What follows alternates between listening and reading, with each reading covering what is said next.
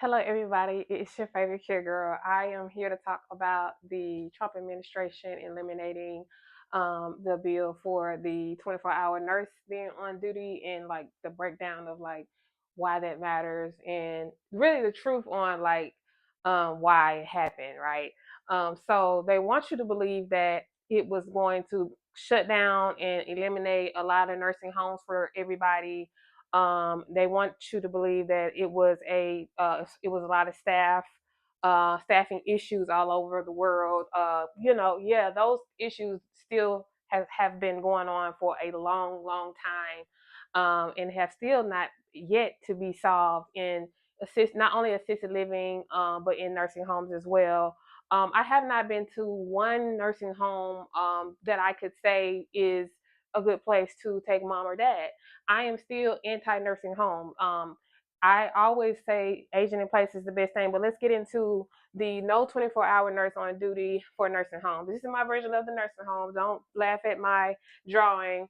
I really want people to really understand that how big of a business that nursing homes are and who owns them, right?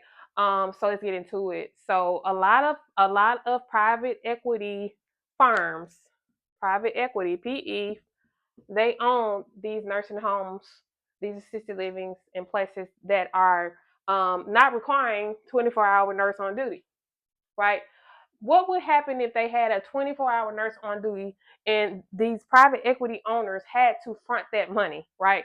Everything would close down, right? Everything would close down. And guess what? They're not making any money. No money. No money. No money. That's a quarter. They're not making any money anymore, right? Because things are closing down. They're already super tight margins, but nursing homes are pretty much Medicare, Medicaid, pretty much no private pay. So once those people run out, once they run out of those visits, they transition them home or wherever else, and they keep getting going back to the hospital, coming back.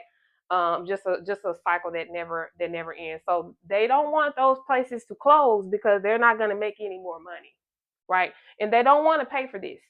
They don't want to pay for this. Why do we need 24-hour nurses when people are in post acute situations? Like a nursing home, there should be a 24-hour on nurse there to see to the needs that everything is being overseen. That's why I say when I walk into a nursing home, the first thing that I notice is the smell. Every nursing home that I walked into has had a smell. That means that guess what? These people aren't being changed when they need to be changed. Um, they always have one CNA is there for covering a whole floor. 1 to 3, maybe. I've never seen three at one time. I've never seen three at one time. I've had to physically go check on a patient of a family member that was transitioning to the nursing home short term to make sure that they were getting the care that they received. We would have to send our own caregivers to them to make sure that they were getting the care that they needed inside of a place that is being paid, a nursing home that is being paid for by Medicare and Medicaid, right? I believe that those people receive the worst care.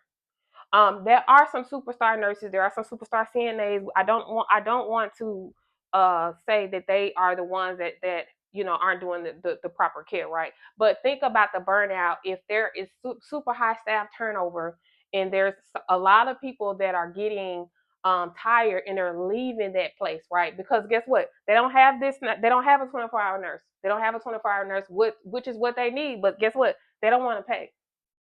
They don't want to pay for that. So yes, Trump is going to. He eliminated that. He eliminated that because they want to make more money. They want to keep the system going, and it's not going to help. And it eventually will crash because guess what? People will start leaving, more rapidly, right?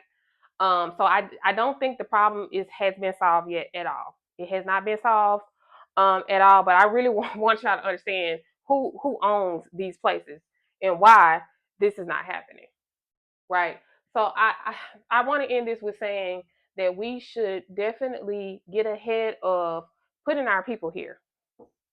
This should be the last case scenario, right? We should have money for assisted living if we plan appropriately. We should have money, for retirement for our families, right? It's now time start having a conversation with mom and dad. what that will look like, because medical emergencies happen, and then the hospitals do send people here. They send people here. You got to get out of the hospital, because guess what? The hospital holding that bed, and they're not able to bill or whatever. And they make more money every person. The more people they can get in the hospital, the better, right? It's all about this private equity. It's all about this. So I hope this helps somebody. This is just my opinion, y'all. I'm not a person who is I research, but I'm not. I don't want you to take my word and say, okay, this is what's happening. But I just feel like this has not been said, right? This definitely has not been said, and it's something that is deeply rooted in this whole 24-hour nurse situation, and this is crazy. But anyhow, I'm the care girl. I just wanted to come on and talk about that situation.